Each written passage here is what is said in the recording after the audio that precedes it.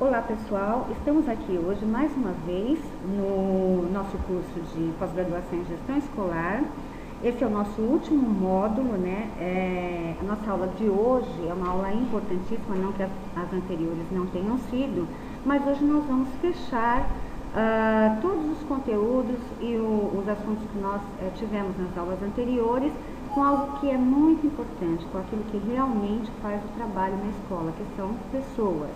Sem pessoas nós não conseguimos fazer nada.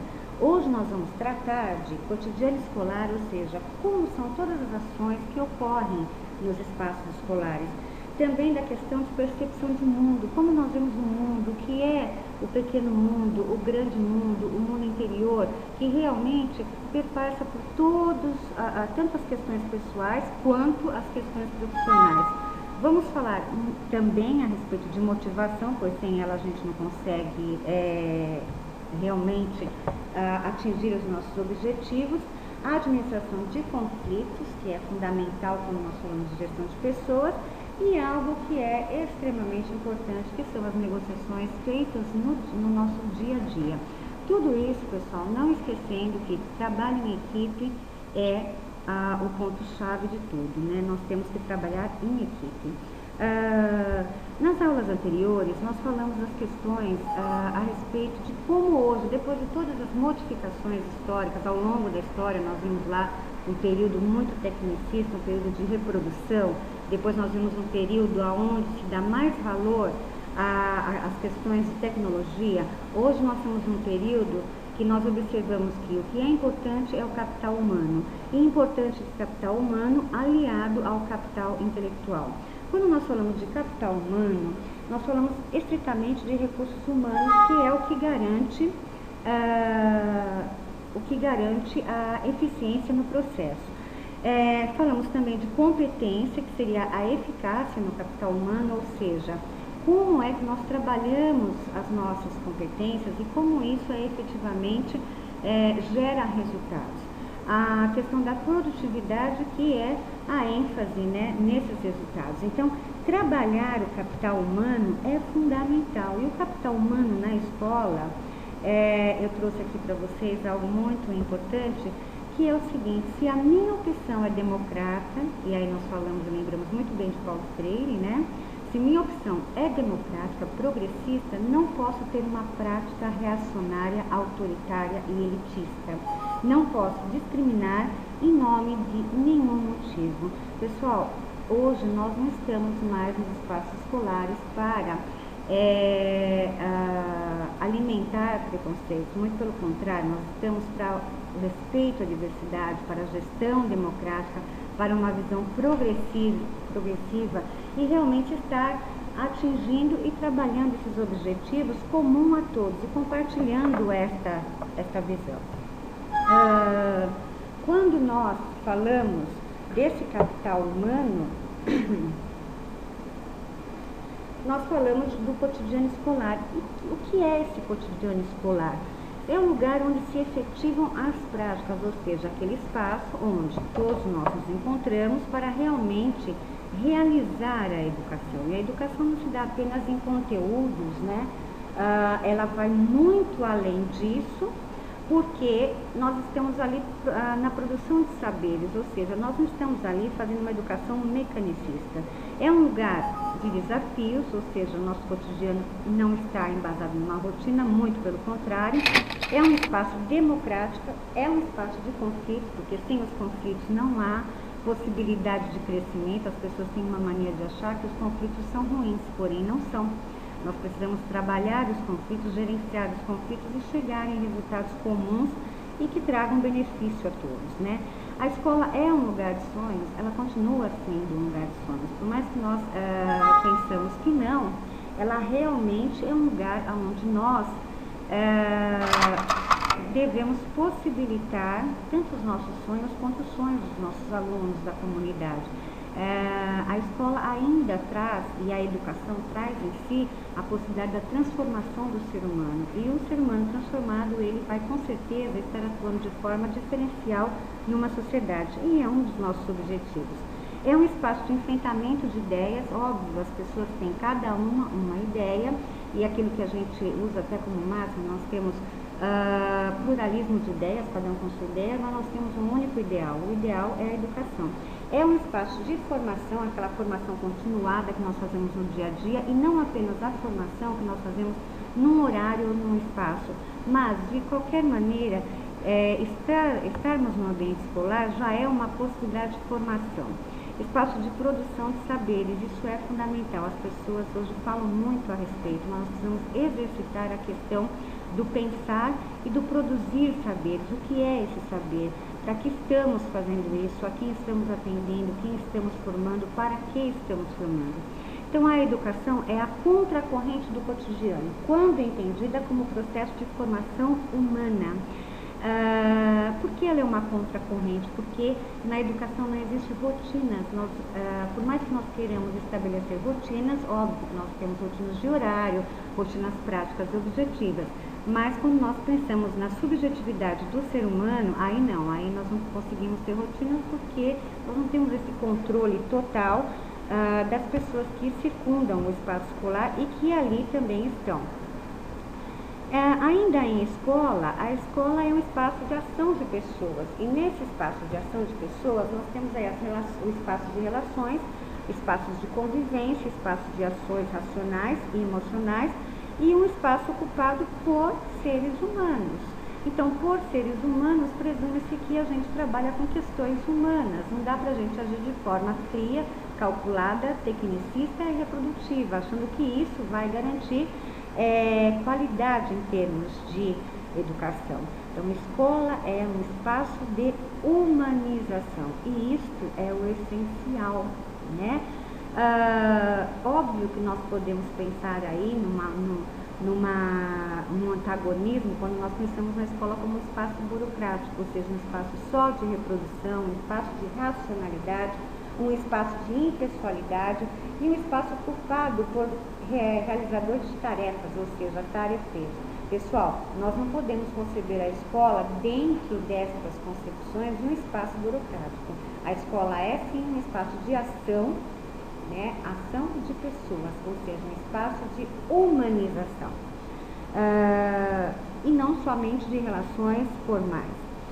Dentro da gestão de pessoas, nós temos que focar nas pessoas, óbvio, na humanização destas relações, no equilíbrio emocional, ou seja, a questão do equilíbrio é fundamental. Quando nós falamos de conflitos, eles têm aspectos bastante qualitativos, quando nós verificamos os conflitos como forma de crescimento. Porém, há que se ter equilíbrio emocional para estar gerenciando esses conflitos. E dentro do prisma de gestão de pessoas, nós temos que pensar que nós temos que quebrar paradigmas. Isso significa que nós estamos ressignificando as relações de trabalho. Não são mais relações que são unilaterais ou relações verticalizadas. São relações que são lineares, relações de respeito, relações de convivência, relações que realmente nos levem a uma nova concepção de escola e uma nova concepção de educação. Não que nós tenhamos que colocar tudo que foi feito, né, vamos jogar fora e vamos instaurar um novo. Não, nós temos que aproveitar o que está instituído e trazer um instituinte de forma gradativa, agradável e que traga bons resultados. Quando nós falamos do cotidiano escolar, falamos da questão das novas relações de trabalho, nós estamos fatalmente indo para a questão da percepção de mundo, porque se nós estamos no espaço escolar, onde as pessoas estão trabalhando, estão produzindo, não são tarefeiros, nem tecnicistas, e estão trabalhando em equipe, com uma visão compartilhada, nós trabalhamos muito a questão de percepção de mundo. Cada indivíduo que está no espaço escolar tem sua percepção de mundo, e nós acabamos no final também construindo uma percepção de grupo, né, uma percepção de mundo grupal, ou seja, daquele grupo, como é que o grupo vê. Então nós podemos aí delimitar essa percepção de mundo como o grande mundo, o pequeno mundo e o mundo íntimo. Vamos ver o que é isso.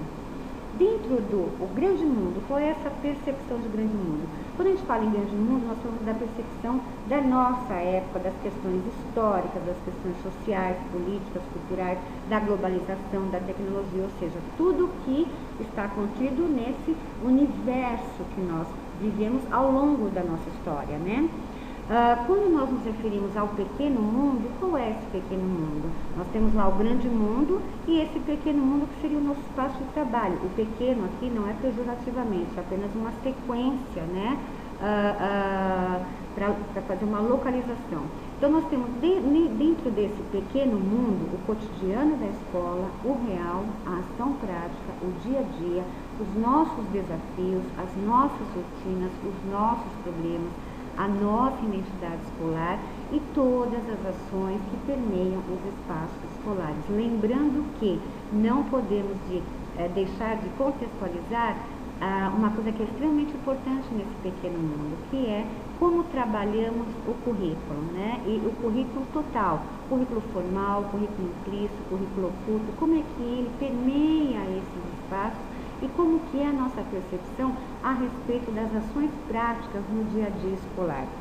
Óbvio que todos têm lá a percepção do grande mundo, a percepção do pequeno mundo, e aí nós vamos estreitando mais isso para a percepção do mundo íntimo. O que é esse mundo íntimo? O mundo íntimo, pessoal, é aquela questão íntima realmente, é a questão pessoal, afetiva, relacional, de representações, de esperanças, de sonhos, de percepção a respeito do grande mundo, a respeito do mundo pequeno, dos nossos valores, da nossa maturidade emocional e da nossa instabilidade emocional também. Então, quando nós temos a percepção desses três mundos, o grande mundo, o pequeno mundo e o mundo íntimo, nós conseguimos construir uma percepção total, né, de quem somos, o que estamos fazendo. Nossas reações, elas vão muito de encontro com a nossa história pessoal, com o nosso mundo íntimo, que vai estar interagindo com o grande mundo e que vai estar interagindo com o pequeno mundo. Tudo isso é constituição das pessoas que estão no espaço de convivência e que vão estar ali trabalhando junto e realmente produzindo. Quando a gente fala nas características, quando a gente fala de maturidade, de estabilidade emocional e de maturidade, a gente tem que pensar como que é uma pessoa, né? Nós estamos trabalhando gestão de pessoas, então como é uma pessoa que possui características de maturidade? Quem é essa pessoa? Como ela qual é o perfil dela? Então, geralmente, as pessoas que são maduras, têm um grau de maturidade interessante, é aquela que não é vítima das circunstâncias, ou seja, por pior que seja, ela não vai se vitimizar, ela vai arregaçar as mangas e vai falar, pessoal, vamos lá, vamos trabalhar, vamos produzir, vamos fazer. O desenvolvimento pessoal é uma tarefa indelegável, ou seja, ela tem responsabilidade sobre si. Ela não transfere isso para alguém ou fica arrumando culpados e justificativas por alguns dos seus erros, fracassos ou coisas parecidas. É uma pessoa que tem uma autoestima razoável, estável, né? Autoestima é fundamental quando falamos de pessoas, né? As pessoas são bastante complicadas no seu tratar, no lidar. Muitas vezes nos espaços escolares a gente percebe que existem muitos milindres, todo mundo vive isso no seu dia a dia. E a gente tem que saber trabalhar com isso, né? Óbvio que nós podemos ser facilitadores para que a gente possa desenvolver no grupo um grau de maturidade que facilite muito o trabalho. Ela é capaz de dar e de receber afeto, ou seja, uma pessoa aberta, né? Ela é capaz de colocar-se na pele do outro, ou seja, ela possui autoridade. Ela é capaz de ser útil, sem pretensões de ser o salvador do mundo, ou seja, é uma pessoa que tem clareza do que faz, objetividade do que faz, e não fica se gabando, fui eu que fiz, eu que aconteci, né? Ela sabe lidar com as emoções, sabe dar crédito às pessoas. É muito bom quando nós estamos nos espaços e nós conseguimos entender e compreender e dar feedback às pessoas, ou seja, retorno às pessoas pelo seu trabalho, dar crédito realmente às pessoas, enfatizar as qualidades para que essa pessoa realmente possa cada vez mais produzir. Então, dentro desse parâmetro de gestão de pessoas, é que nós temos que estar buscando, né, esse trabalho efetivo nas escolas. Geralmente as pessoas que possuem maturidade, elas têm bom humor. Bom humor é uma coisa fundamental.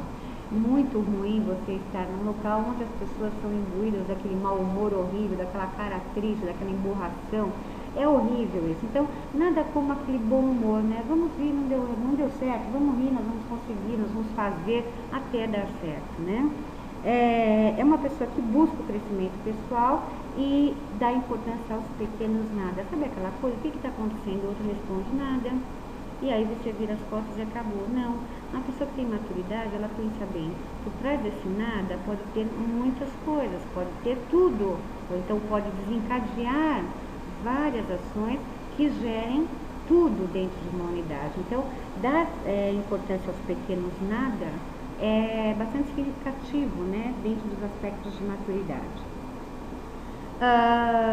Quando nós falamos em gestão de pessoas, e falamos aí do cotidiano escolar, falamos do capital humano, falamos da questão da maturidade, nós entramos num aspecto bastante interessante, que é a da motivação. E a motivação, pessoal, nada mais é que algo intrínseco, interno, está dentro de cada um. Óbvio que a gente tem que saber estar trabalhando com as pessoas, principalmente em equipe, para estar acelerando esse processo, para as pessoas conseguirem colocar para fora, se sentirem motivadas a fazer as coisas. Então, a motivação, ela é comumente ligada a experiências de satisfação, que geram, quando reativadas, condutas em relação ao objeto considerado bom. Ou seja, temos experiências boas, vamos ter uma reação boa e uma conduta boa em relação ao que nós estamos almejando. Mas também ela pode, a motivação, estar ligada a experiências desprazerosas que geram um impulso de repulsão, um comportamento de fuga do objeto ou situação que causa dor ou desconforto. O resultado é a fuga ou não engajamento da pessoa. Ambientes muito tensos, ambientes pressionados, ambientes onde a liderança é extremamente autoritária, ou então a liderança é laissez-faire, geralmente as pessoas sentem repulsa, não é um lugar onde nós queiramos estar, onde nós realmente desejamos estar desenvolvendo algum trabalho, especialmente em termos de educação.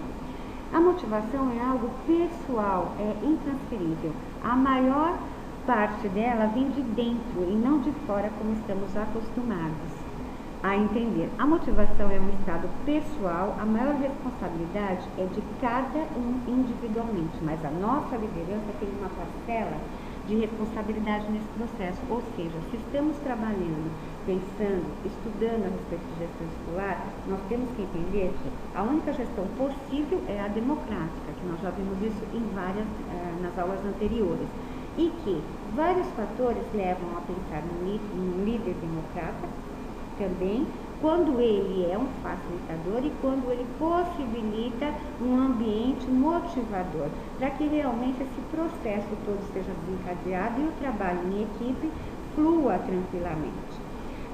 Para estarmos motivados no ambiente de trabalho, precisamos desenvolver 5 fatores fundamentais. Ou seja, claro, a motivação, ela é intrínseca. Agora, tem necessidades básicas, nós vamos ver isso na pirâmide de Maslow, que são fundamentais para estarmos desenvolvendo. Então, primeiro, atender às necessidades pessoais. Um indivíduo, para estar motivado, ele tem que ter alimentação, segurança, ele tem que ter várias questões básicas resolvidas para depois estar galgando outros patamares dentro da pirâmide motivacional.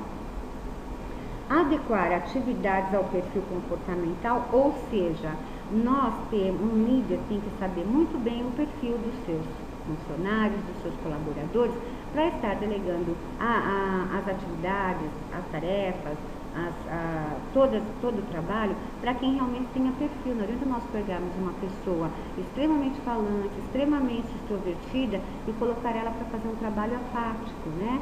Ou ela até faz, mas o desempenho e o que nós queremos em termos de objetivo e êxitos não vai ser tão interessante. Ter empatia com a liderança é fundamental. Locais onde a liderança, os funcionários possuem empatia com a liderança, a coisa flui muito melhor.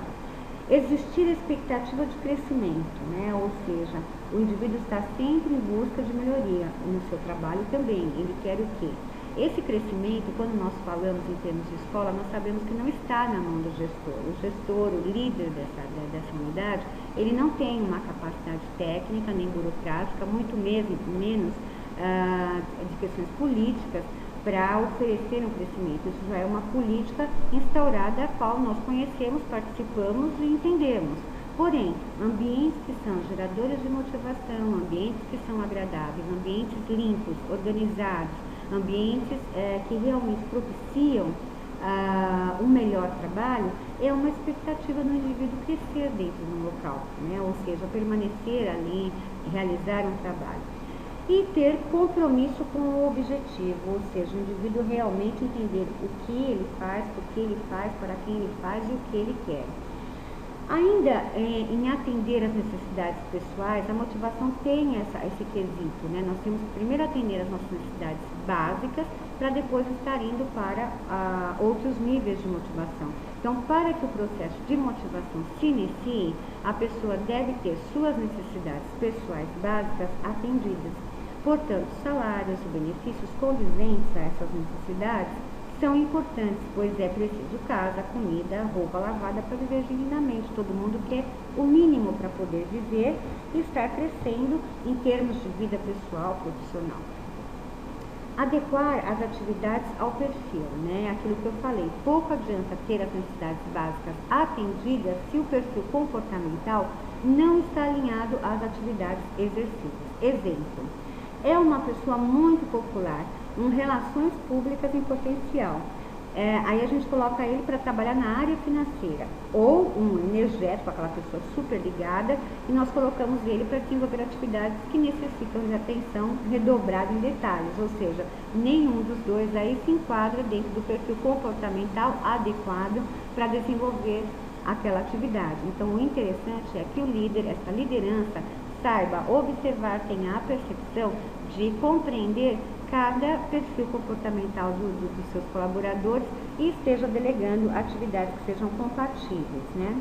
Empatia com a liderança. Ter um relacionamento saudável com o seu líder é um dos fatores primordiais da motivação.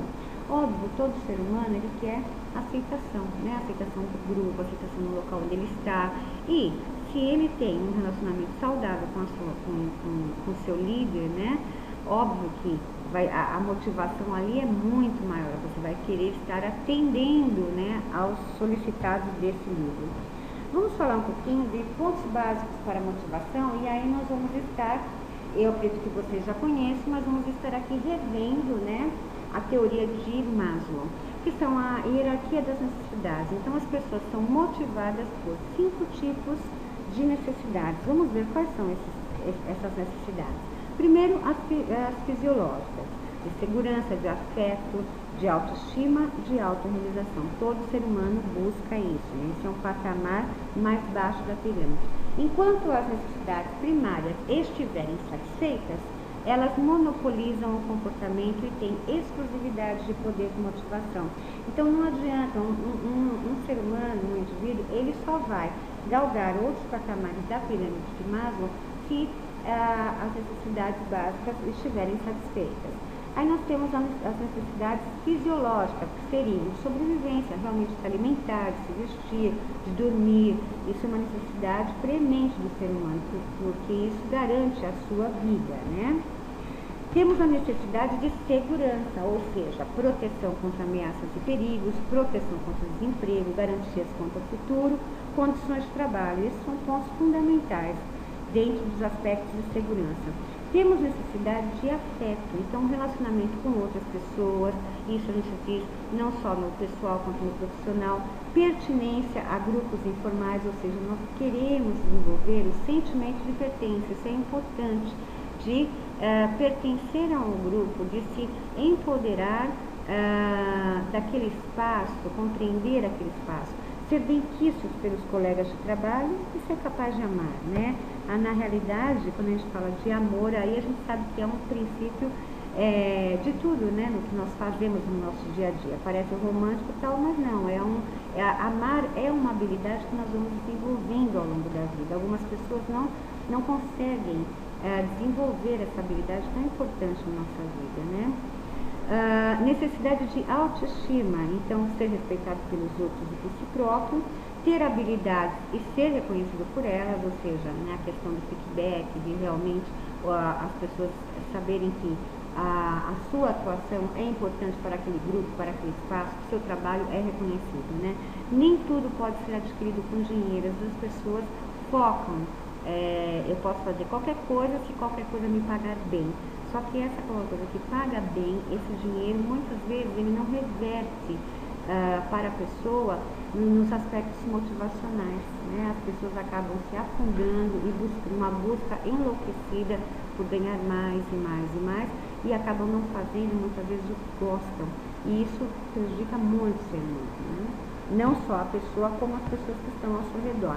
Necessidades de autorrealização. Todo mundo quer se autorrealizar, então viver de acordo com o seu pleno potencial, conseguir mostrar o seu potencial único, porque cada ser é um, portanto, o potencial também é único, e ter ideias e ser reconhecido por elas, né? Nós buscamos isso. Vamos falar um pouco agora a respeito de conflitos. O que são conflitos, né? E como nós iremos fazer em termos de gestão, a administração desses conflitos. Então, um conceito de conflito que nós vamos estar utilizando é pensar que o conflito é um processo que tem início quando uma das partes percebe que a outra a afeta, ou pode afetar negativamente alguma coisa que a primeira considera importante. Então, sempre o conflito é gerado quando alguém ou alguma coisa se sente afetada negativamente, principalmente quando essa coisa é importante. Então, se instaura aí um conflito. Mas o que fazer, né, com esse conflito? Quais são as perspectivas desse conflito? Vamos observar como se dão esses conflitos entre um espaço de convivência. No caso aqui nós estamos falando do cotidiano escolar. Nós temos aí o conflito intrapessoal, ou seja, uma pessoa com outra pessoa, né? Uma acha que está afetando a outra e que isso realmente vai causar um prejuízo. Nós temos um conflito intergrupal. Às vezes na escola, no espaço escolar, nós temos um grupo X, um outro grupo Y, que pensam cada qual de uma maneira e acabam gerando conflitos de ideias naquele local. O conflito intragrupal, que é aquele enquanto o grupo ataca um indivíduo, ou seja, cria-se um conflito dentro de um próprio grupo, né, dentro com os seus próprios participantes. Quando nós falamos de conflito, nós temos que imaginar formas de conflito. Como é que isso se dá? Então, nós temos conflitos de objetivos, lembrando que os conflitos não são coisas extremamente negativas, como as pessoas gostam, né, de imaginar. Não temos que ter conflito. Não, muito pelo contrário. Tem ali, o filósofo já dizia, né, do caos nessa vida. E dos conflitos nascem grandes ideias, grandes soluções e grandes acertos dentro de um grupo e de um espaço de cotidiano.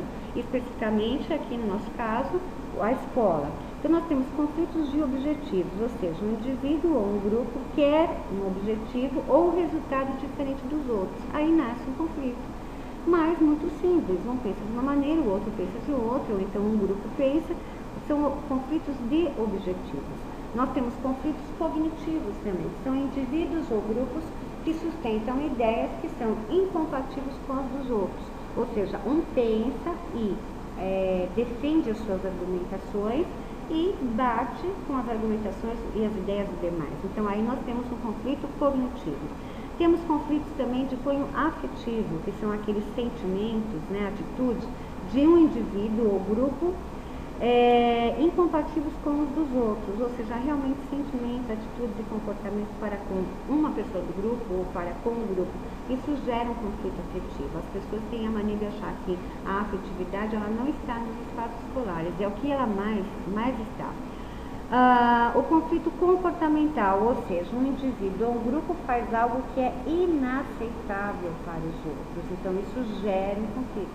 Nesses aspectos, nós temos que pensar bem como que a gestão, né, ou o líder tem que estar agindo, tem que estar focando, tem que estar percebendo os conflitos e estar resolvendo esses conflitos, gerenciando esses conflitos. Vamos ver agora um pouco de visões sobre conflitos. Nós temos a visão tradicional do conflito, que é aquela que eu falei para vocês, né? Que é a convicção de que todo conflito é danoso e deve ser evitado. Pessoal, muito pelo contrário. Relações humanas sem conflito não são relações humanas, são relações apáticas, né? De humanas ali não tem nada. Onde não se tem conflitos dessa ordem que nós colocamos aqui, conflitos de objetivos, conflitos cognitivos, conflitos comportamentais, conflitos afetivos, impossível ter algo que esteja produzindo, se nós percebemos na escola, então isso é mais ainda atenuado, né? Visão de relações humanas do conflito. Vamos ver como é que funciona. Então, é a convicção de que o conflito é uma consequência natural e inevitável em qualquer grupo. Então, estejamos nós, aonde estivermos, e houver grupo ou uma mais pessoa, nós vamos ter conflitos. A sacada aí é saber lidar com esses conflitos. Nós temos aí uma nova visão do conflito, que é a visão interacionista do conflito, que é a convicção de que o conflito é não apenas uma força positiva em um grupo, como também absolutamente necessária para que seu desempenho seja eficaz. Ou seja, nessa visão interacionista do conflito, nós temos aqui entendido que o conflito é uma mola propulsora do desenvolvimento do grupo, do desenvolvimento das ações do grupo, e não uma coisa negativa, muito pelo contrário, é uma coisa absolutamente necessária.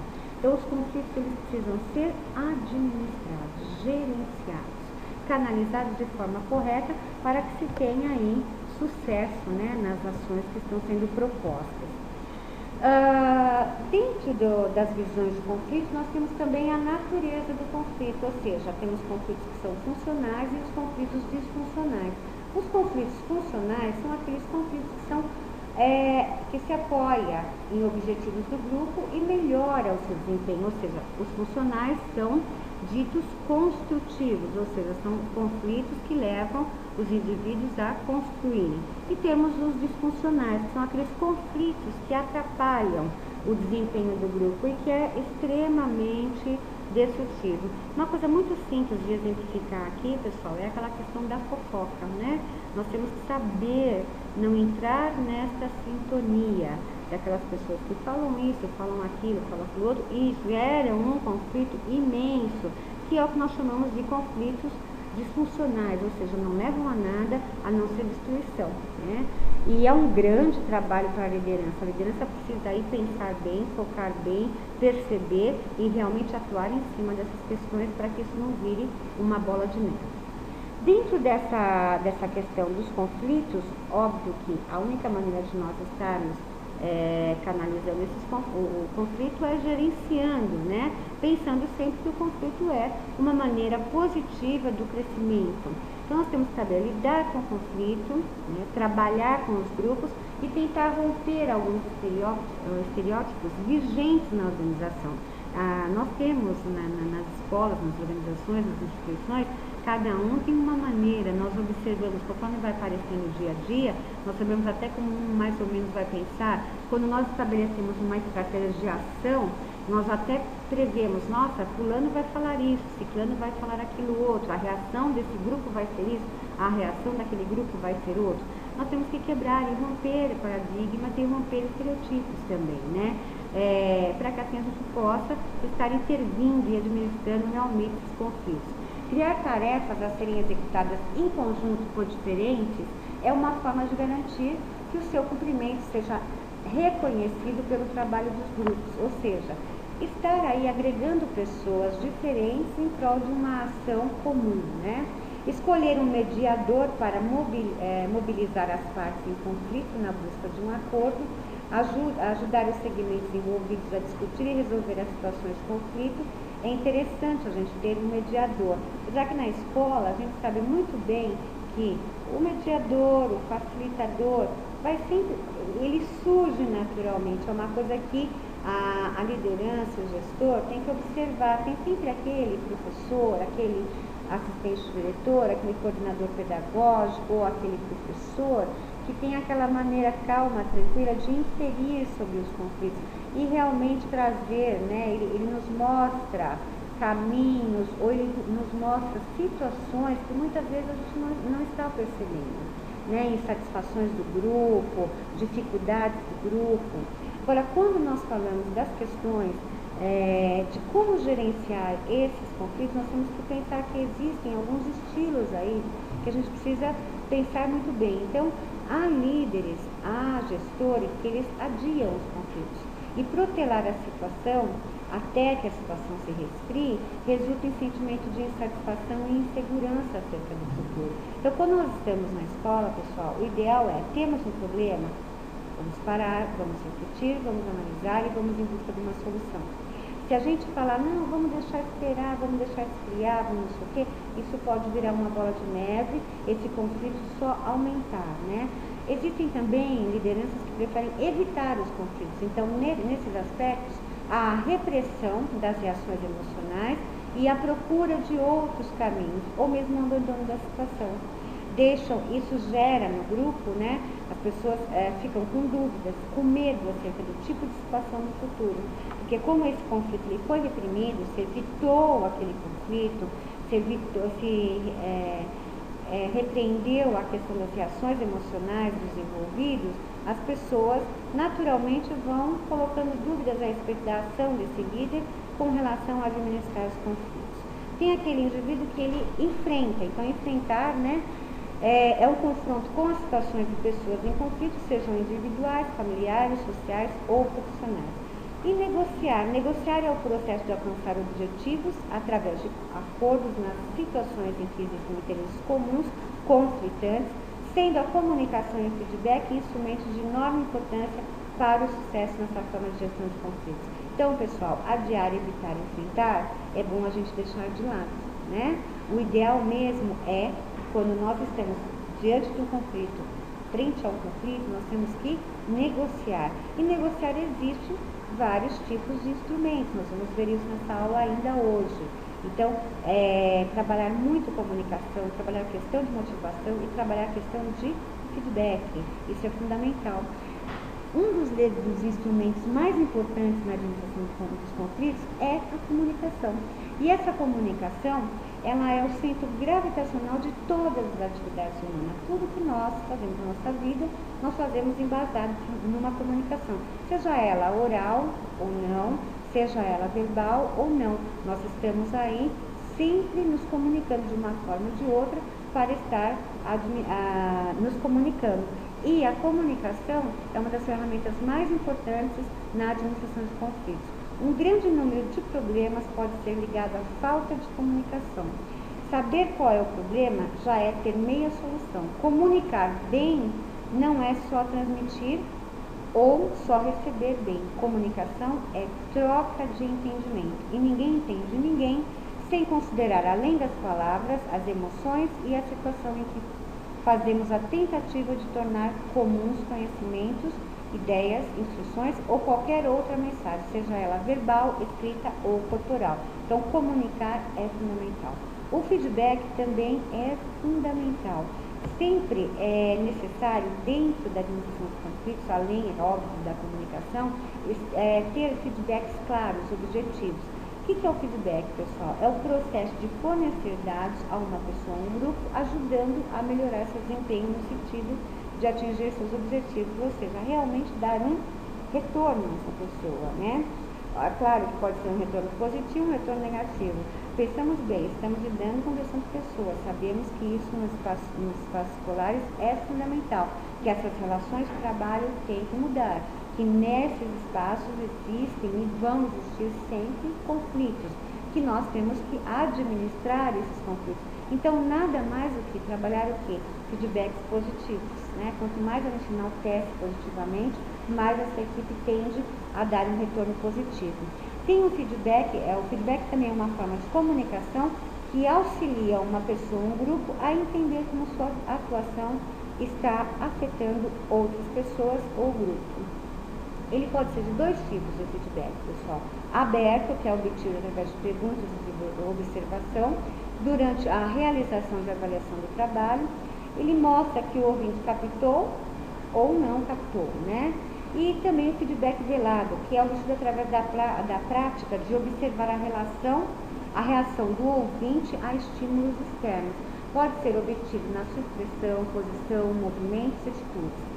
Como é expressado inconscientemente, ele diz a verdade, né? Ou seja, é aquela coisa, os olhos falam, o corpo fala, né? E quando depois de estarmos diante dos conflitos, entendermos o conflito, estarmos pensando em negociar conflitos através de comunicação, de feedback, trabalharmos em equipe, toda essa questão da motivação, nós podemos só ter um resultado, ou seja, luz para todos, né? Quando a gente consegue resolver um conflito, gerenciar bem o conflito, todos estarão ganhando, todos estarão juntos e todos estarão num caminho interessante para realizar as suas atividades dentro da escola. Um outro aspecto muito importante quando nós falamos em gestão de pessoas é a questão da assertividade. O que é essa assertividade? A assertividade, pessoal, é a afirmação de si próprio, ou seja, se conhecer realmente, saber quem somos, né?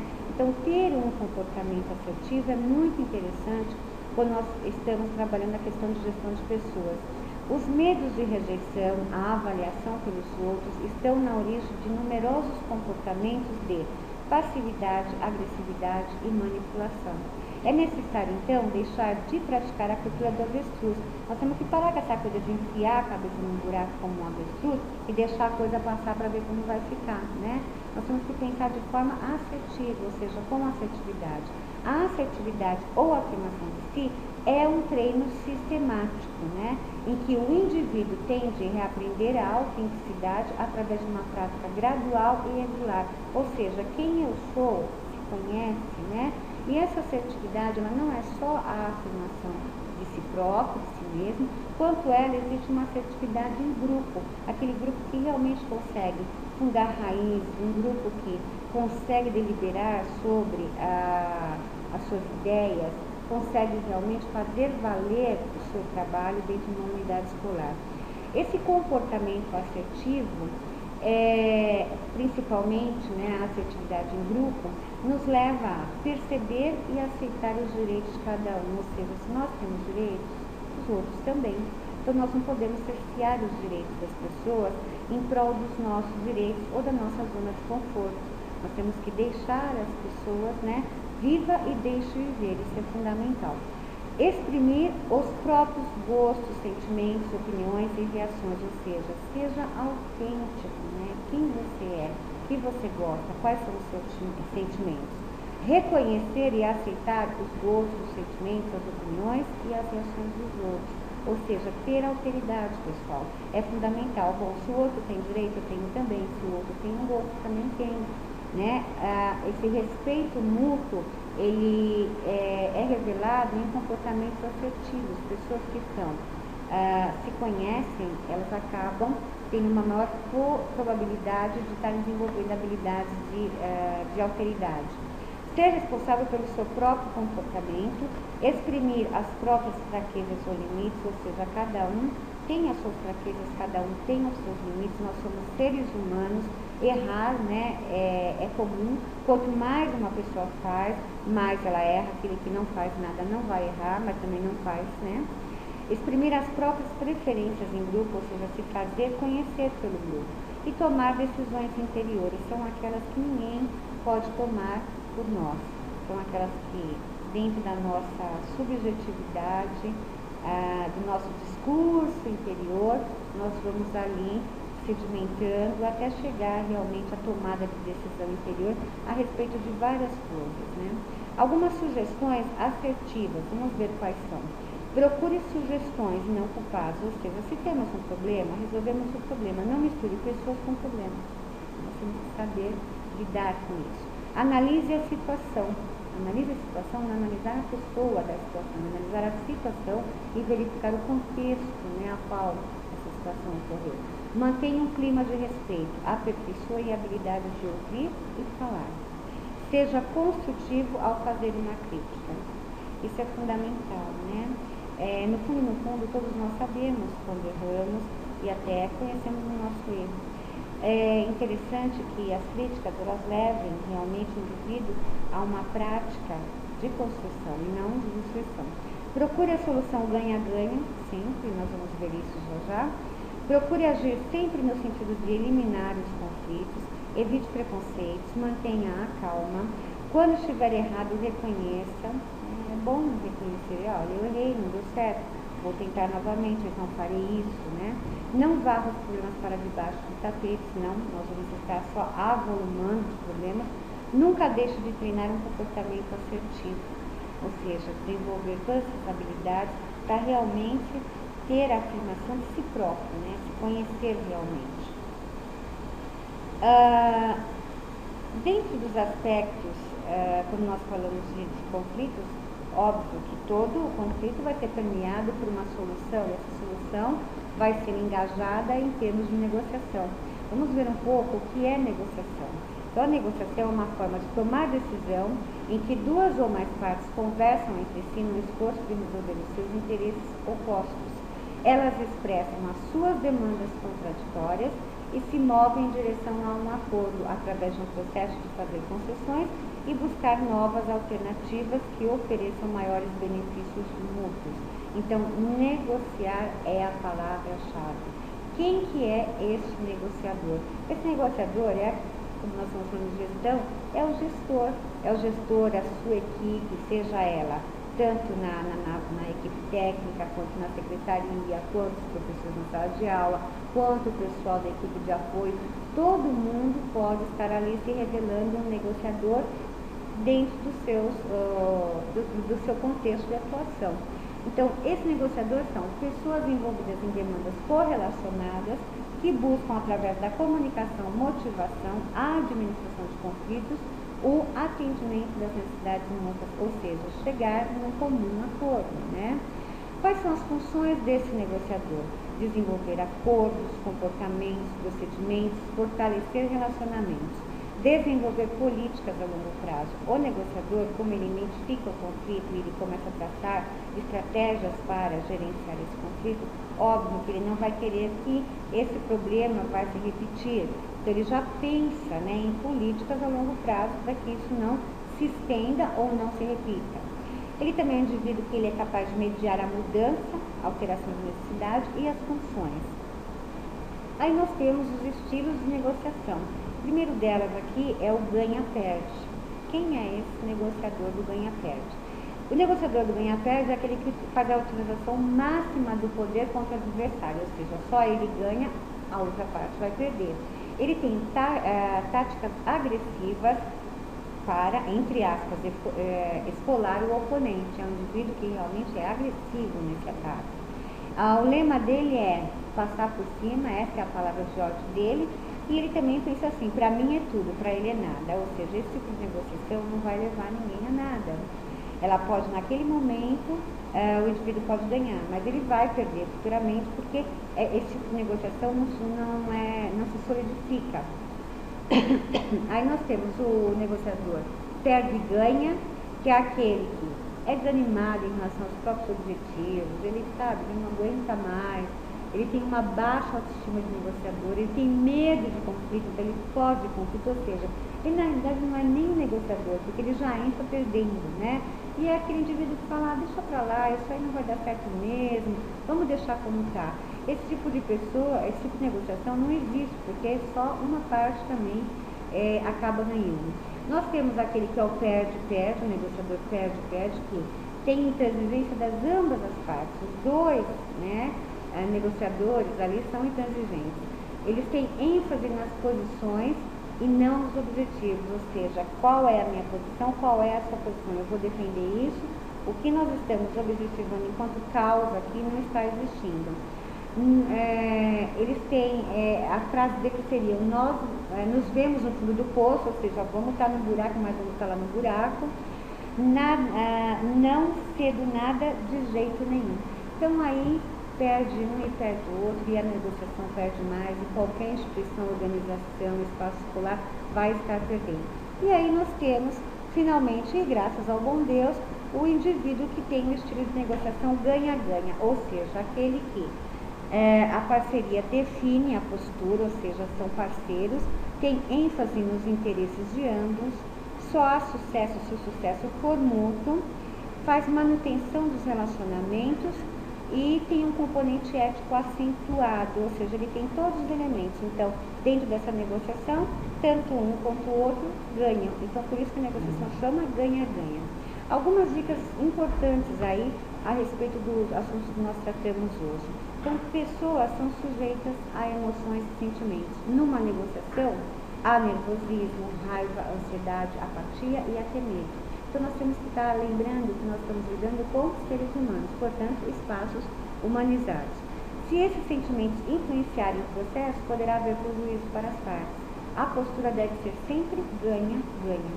É preciso se colocar no lugar do outro para perceber os motivos das posições dele, ou seja, ter autoridade, né? Ouça com atenção. Essa é uma dica que vale ouro, pessoal. Ouvir não é escutar. Escutar é se ater às partes dos argumentos do outro, que você não concorda, e se preparar para rebater isso enquanto o outro ainda fala. Ouvir é compreender os interesses da outra pessoa e internalizá-los. A diferença aí é grande, né? Ouvir não é escutar, ouvir é compreender realmente e conseguir, nessa compreensão, internalizar o que o outro está nos trazendo. Fale com clareza. Falar muito nem sempre é sinônimo de ser entendido. Antes de falar, pense nas consequências de sua fala. Corrija com tranquilidade quando o outro distorcer sua comunicação. Eu vou agora passar um vídeo para vocês para fechar, né, o nosso trabalho, inclusive fechar o trabalho do nosso curso aqui de pós-graduação em gestão escolar, que realmente traz a questão do trabalho em equipe. E aí nós podemos perceber nesse vídeo vários aspectos, enquanto cotidiano, rotina, motivação, gerenciamento, ou seja, todos os elementos nós podemos estar imbuídos para fazer uma boa gestão. Vamos assistir o vídeo, eu retorno só para